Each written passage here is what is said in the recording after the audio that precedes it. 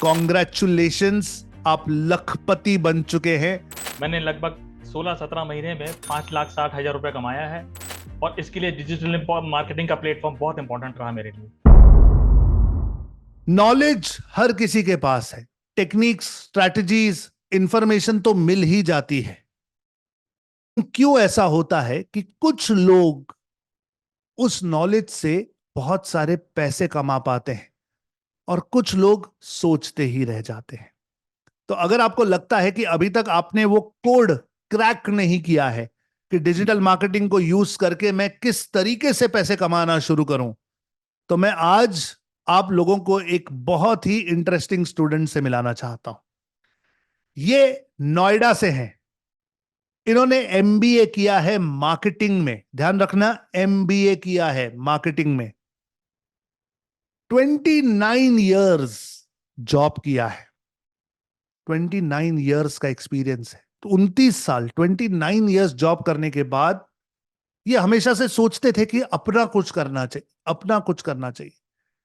55 साल की उम्र में इन्होंने अपने आप को अपग्रेड किया, डिजिटल मार्केटिंग सीखा और आज उस नॉलेज को यूज करके अपनी मार्केटिंग की कंसल्टेंसी स्टार्ट कर दी। देखते ही देखते 15 से 18 महीनों के अंदर अंदर 5.5 लाख रुपए से ज्यादा कमाया है डिजिटल मार्केटिंग के नॉलेज को यूज करके अपनी कंसल्टेंसी से। जानना चाहते हैं अगर इनकी कहानी, इन्हीं की जुबानी, तो स्वागत कीजिए डिजिटल आजादी के डिजिटल लखपति विनय गुप्ता जी का। तो विनय जी, स्वागत है आपका आज के इस इंटरव्यू में। सबसे पहले तो कॉन्ग्रेचुलेशंस, आप लखपति बन चुके हैं। कैसा महसूस करते हैं? नमस्ते सर। सर बहुत अच्छा महसूस करता हूँ सर। बहुत अच्छा लगता है फैंटास्टिक। मुझे सर। Yes yes. चलिए, सभी के लिए अपना एक शॉर्ट इंट्रोडक्शन दीजिए। आपका नाम, आप कहां से हैं, क्या करते हैं, और मोर इंपॉर्टेंटली ये बताइए कि आपने कितने समय में कितना पैसा कमाया। बाद में बताइएगा कि वो कैसे कमाया। सर मेरा नाम विनय गुप्ता है, मैं नोएडा से हूँ। मैंने लगभग 16-17 महीने में 5,60,000 रुपए कमाया है और इसके लिए डिजिटल मार्केटिंग का प्लेटफॉर्म बहुत इंपॉर्टेंट रहा मेरे लिए। Fantastic, congratulations. अब बताइए ये किया कैसे? थोड़ा हमारे स्टूडेंट्स को भी आइडिया दीजिए कि वो कैसे यूज कर सकते हैं इस नॉलेज को। सर सबसे पहले तो डिजिटल मार्केटिंग का जो कॉन्सेप्ट है ये आज की डेट में मतलब हर जगह अप्लाई हो रहा है। तो मैंने एक मॉडर्न ट्रेड का एक कंपनी ज्वाइन किया, मतलब जिसको मैंने कंसल्टेंसी दी। उसके लिए फिजिकल विजिट्स तो मैंने किए ही, पर इसके लिए इंपॉर्टेंट था डिजिटल मार्केटिंग का प्लेटफॉर्म। उसके अंदर न्यू प्रोडक्ट्स का इंट्रोडक्शन होता है, वो सारा डिजिटल प्लेटफॉर्म पे होता है। उसके अंदर जैसे बड़ी बड़ी कंपनी थी, रिलायंस रिटेल, जियो, बिग बास्केट और मोर, ये सब कंपनीज के लिए मैंने सब न्यू प्रोडक्ट लॉन्च किया। इसके साथ एक मेरी छोटी सी टीम थी जो मेरी हेल्प करती थी। उस शीट पे हम लोग अपलोड करते थे और उसका लिंक कस्टमर को डालते थे। समटाइम्स वीडियोस भी चाहिए होते थे। डिजिटल प्लेटफॉर्म पे कंसल्टेंसी होती थी, वीडियो कॉन्फ्रेंसिंग होती थी, फोन होता था, ईमेल। जितने भी सर आपने इंस्ट्रूमेंट्स मेरे को सिखाए हैं वो सारे यहाँ पे मैंने अप्लाई कर दिए थे सर। Fantastic, fantastic.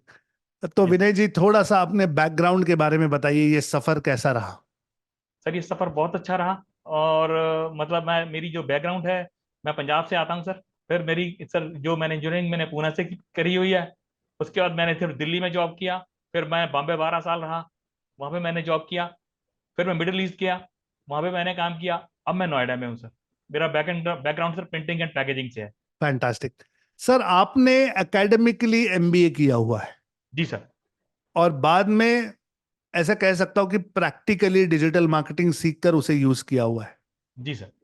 तो मेरी ये सोच है, and tell me if I am right और wrong, maybe I am wrong but tell me how it is. मेरी ये सोच है कि आम बिजनेसमैन या आम लोग जो बिजनेस स्कूल्स या एमबीए नहीं कर पाते, यस क्या डिजिटल मार्केटिंग उनके लिए एक अच्छा प्लेटफॉर्म है मार्केटिंग सीखने का और अपने बिजनेस या अपनी ग्रोथ को डिजाइन करने का? सर, अच्छा नहीं, बहुत अच्छा प्लेटफॉर्म है सर ये। और एक अपॉर्चुनिटी है, जो लोग एमबीए नहीं करते वो डिजिटल प्लेटफॉर्म पर अगर हैं तो उनका एग्जिस्टेंस और उनको उनके द्वारा दूसरों की गई हेल्प, उनका एग्जिस्टेंस, उनकी मार्केट में प्रेजेंस, वो बहुत अच्छे तरीके से बना सकते हैं सर और बहुत अच्छा नाम कमा सकते हैं। It is very Fantastic. Important, digital platform is very important now a days.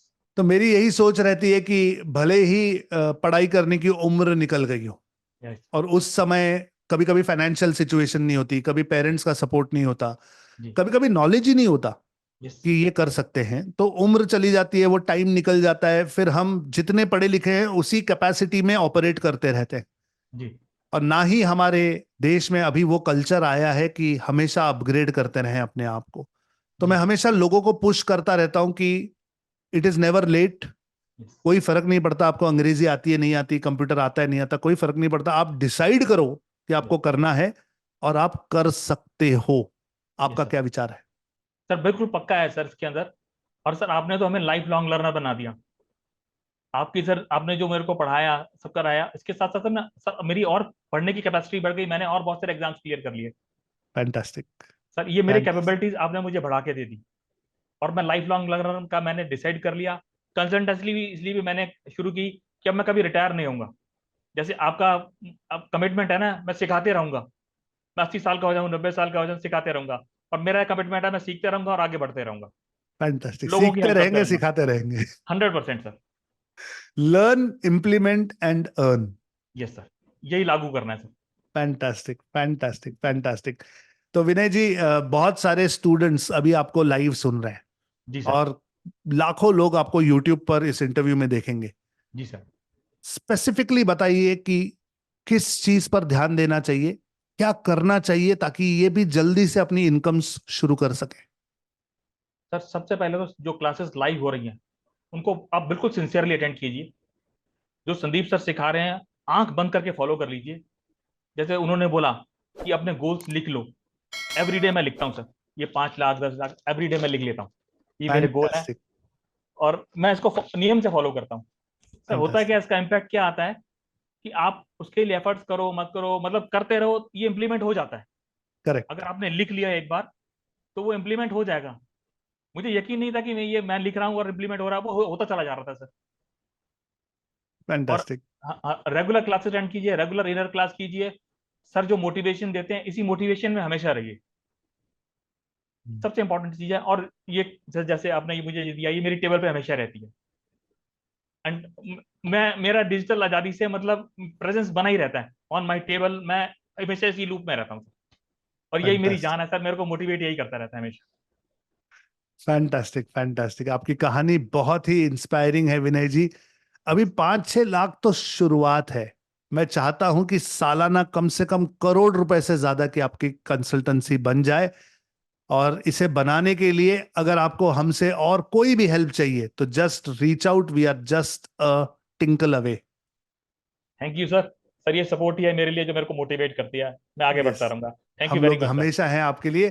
Thank you so much विनय जी। आपने बहुत सारों को राह दिखाई है कि कैसे आगे बढ़ सकते हैं। Thank you so much for your time and efforts. Thank you. Thank you sir. Thank you Sandeep Bansali sir. Thank you digital आजादी।